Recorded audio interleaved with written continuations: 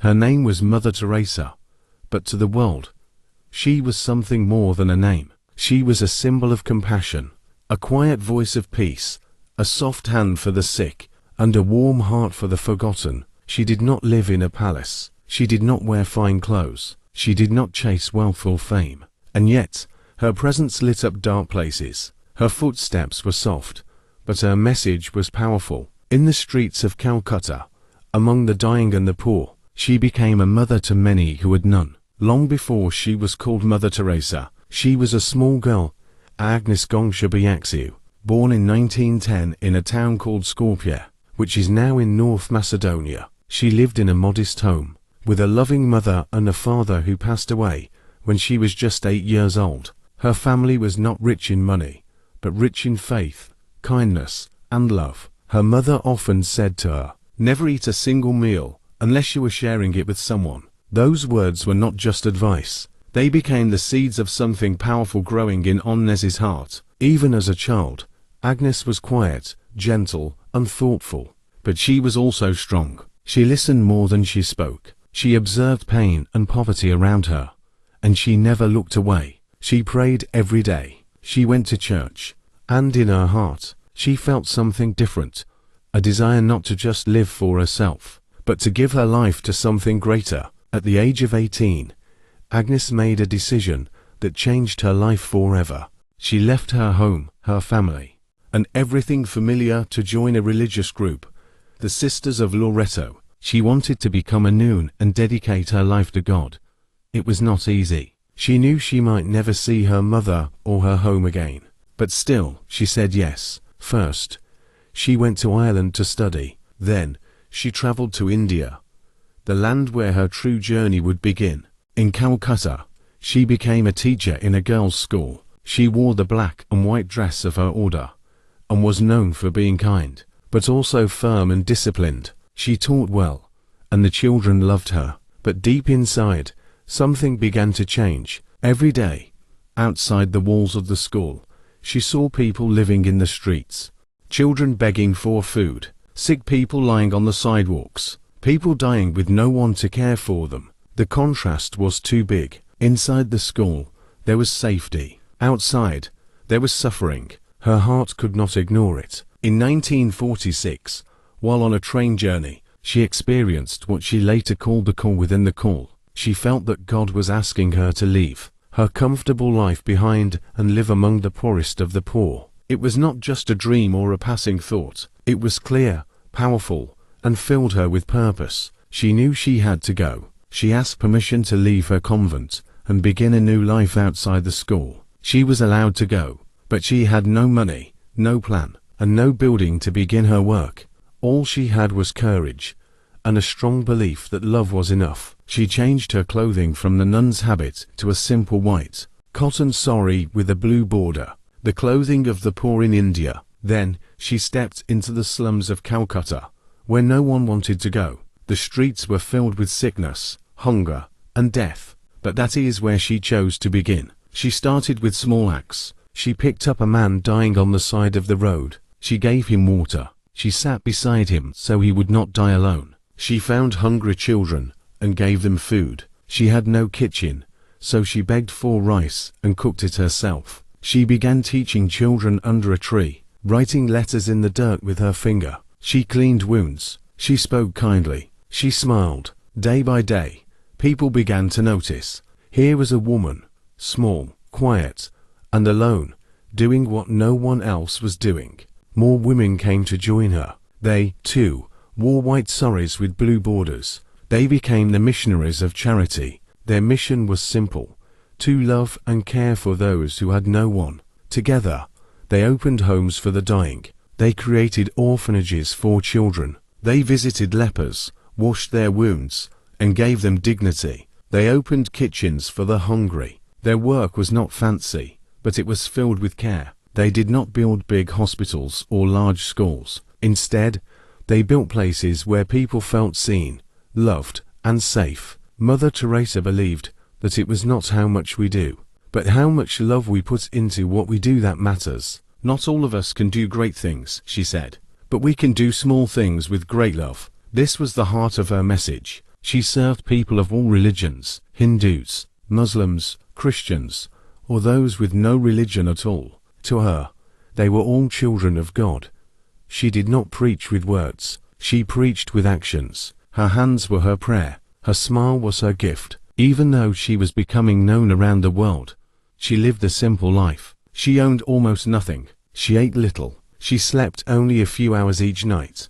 Her life was full of service, she never asked for praise. In fact, she avoided it. When she was given awards, she gave the money to the poor. When the Nobel Peace Prize was given to her in 1979, she refused to have a celebration. Instead, she asked that the banquet money be used to feed the hungry. Her English was not perfect, her accent was strong, but her words were full of meaning. People listened not because she used big words, but because her words were honest. She often said, "Peace begins with a smile," and when she smiled, people felt peace. She also faced challenges. Some people questioned her work. Some said she did not use modern tools. Others criticized her for not speaking more about politics, but she did not answer with anger. She answered with more love. She believed, if you judge people, you have no time to love them, and she always chose love. She had times of deep sadness. In her private letters, she spoke about feeling alone, even feeling far from God, but she kept going. Her faith was not based on how she felt, but on how she loved. She believed that even in darkness, you could be a light. As time passed, the missionaries of charity grew. They worked in over 100 countries. They served in war zones, disaster areas, prisons, and slums. And wherever they went, they carried Mother Teresa's message that every person, no matter how poor or broken, deserves love. People called her a saint, but she never saw herself that way. She said, "I am just a little pencil in the hand of God." She believed that God could use anyone, even someone small, to do something big. When she walked through the streets of Calcutta, poor people smiled and called her Ma, Mother. Children ran to hug her. The dying whispered blessings as she held their hands. Her presence brought peace. Her hands brought healing. Her heart brought hope. Even when she grew old and sick, she did not stop. She moved slowly, but she kept visiting the homes. She prayed with the dying. She sang songs with children. She listened. She cared. She taught us that to live a meaningful life, we don't need money or fame. We just need love. She once said, "A life not lived for others is not a life." She lived those words every day. And by doing so, she became a teacher, not just of religion, but of humanity. As the missionaries of charity grew, more and more people came to know the name Mother Teresa. But even with all the attention, she never changed the way she lived. She still woke up early every morning. She still prayed in silence before going out to the streets. She still washed the sick with her own hands. She still knelt beside the dying. She never allowed her fame to take away her purpose. The homes she created were not fancy. There were no shining lights or beautiful furniture. There were only clean beds, simple meals, and love. People came to her not because she promised to cure them, but because she made them feel human again.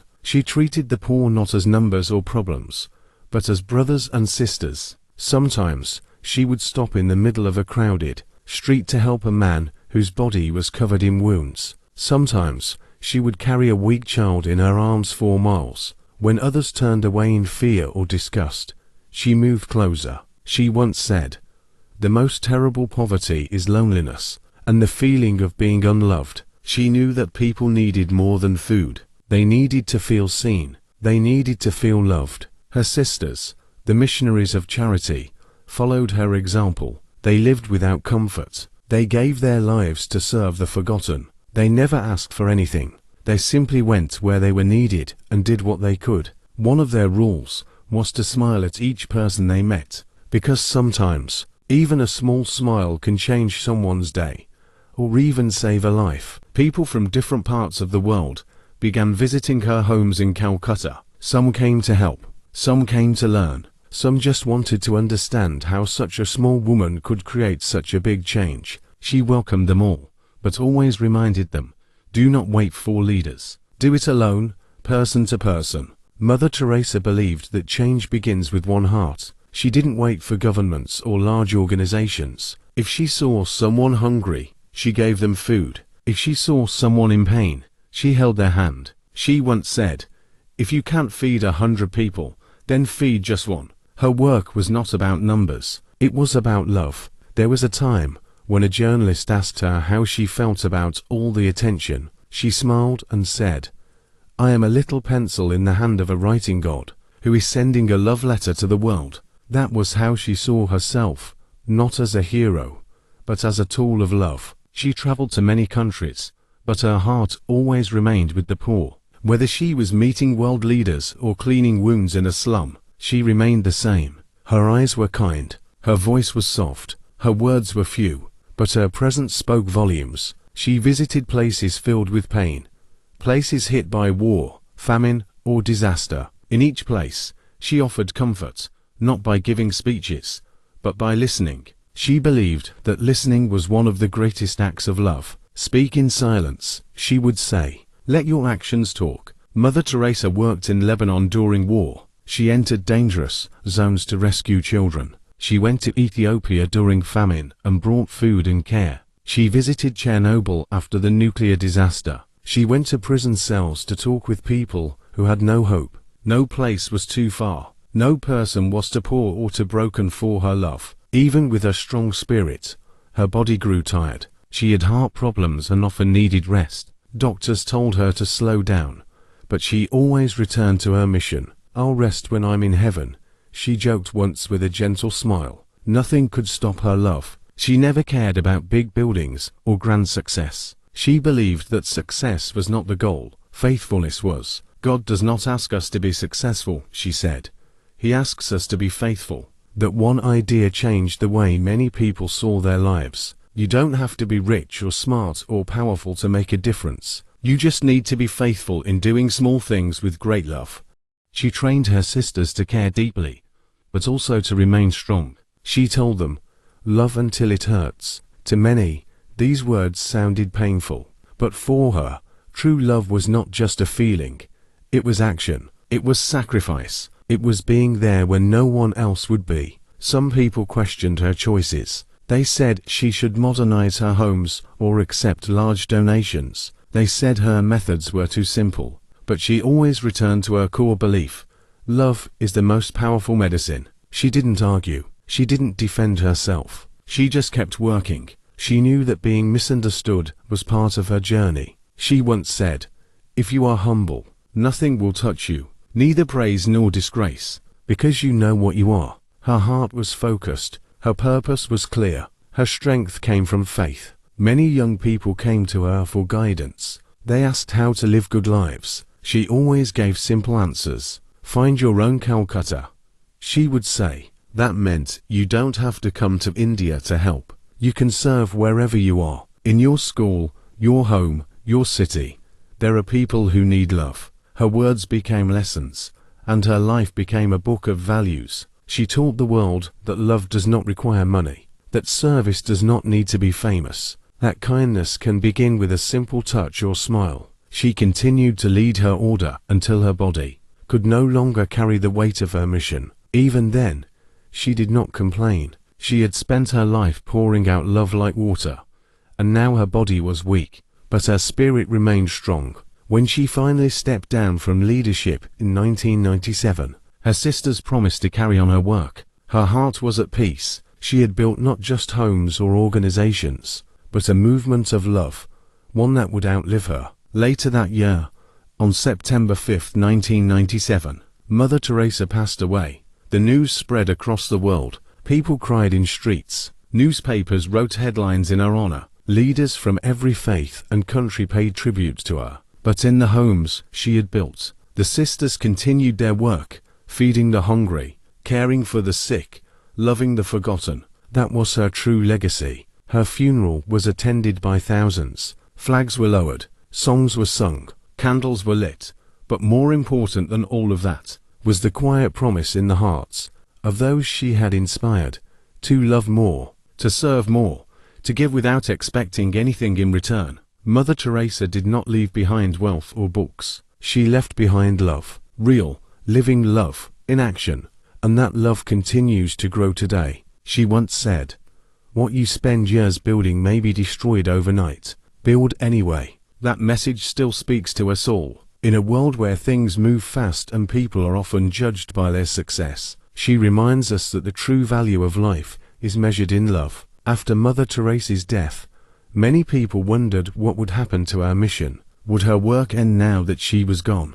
Would the homes close? Would the sisters leave? But what they didn't understand was this: Mother Teresa did not build her mission with bricks. She built it with love, and love does not die. Her sisters, the missionaries of charity, continued everything she had started.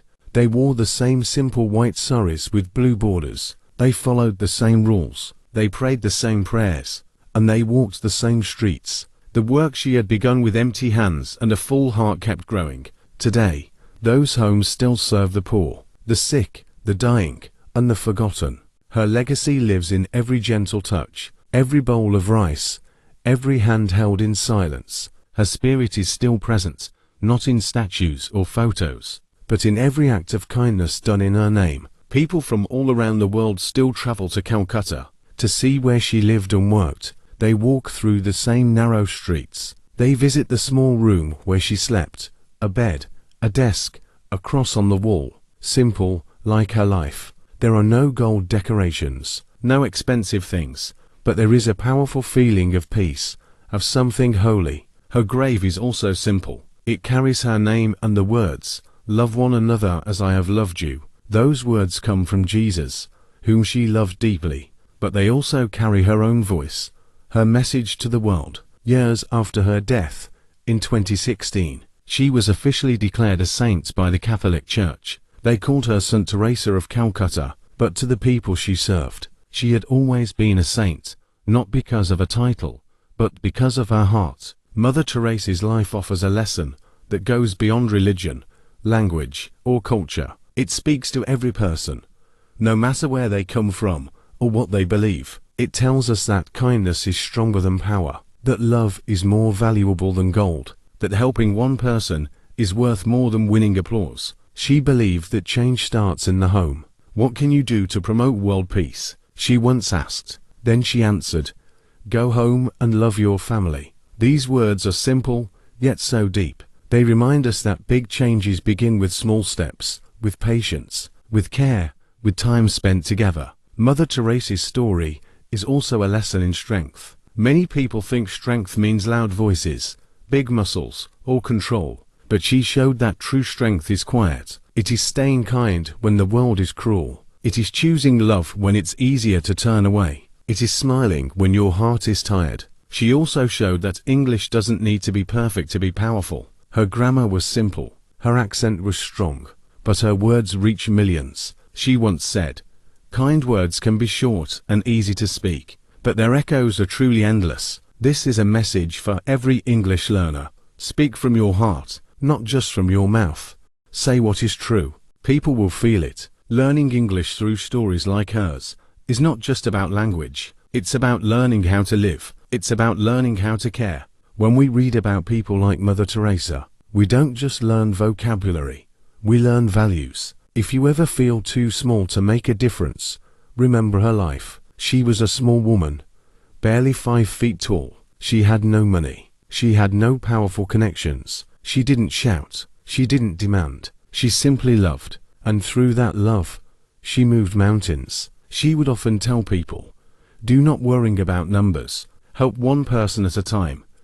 And always start with the person nearest you." That advice is still useful today. You don't need a big plan. You don't need a lot of followers. You just need to care for the one in front of you. In a world where people often chase attention, her story teaches us to chase compassion. In a world filled with noise, she teaches us the power of silence. In a world where people want to take, she teaches us the beauty of giving.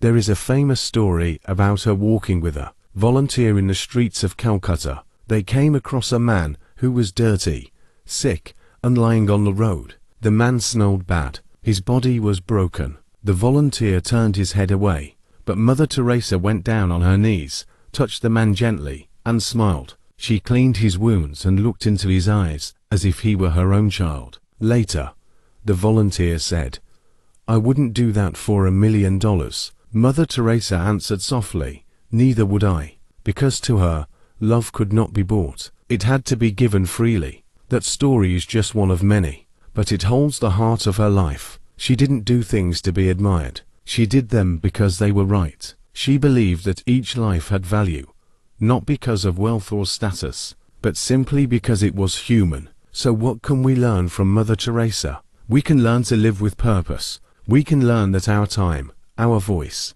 our hands, all can be used for good. We can learn that when we see someone suffering, we don't have to walk away. We can stop. We can listen. We can care.